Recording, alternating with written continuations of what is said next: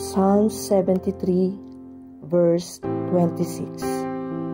My flesh and my heart may fail, but God is the strength of my heart and my portion forever. Maraming salamat po, Panginoong Hesus, sa iyong paggabay at pagprotekta sa amin. Salamat po dahil pinapalakas mo kami kahit na minsan ay napapanghinaan na kami ng loob dahil sa mga pagsubok na aming nararanasan.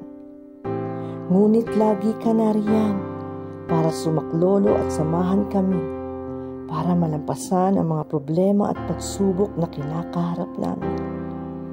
Salamat, Panginoong Hesus, sa mga pagsubok na iyong pinahihintulutan dahil mas lalong tumatatag at nagiging malakas kami sa lahat ng oras.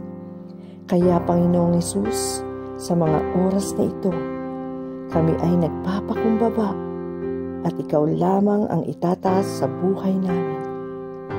Kontrolin mo ang buhay at ang puso na ikaw lamang ang masusunod.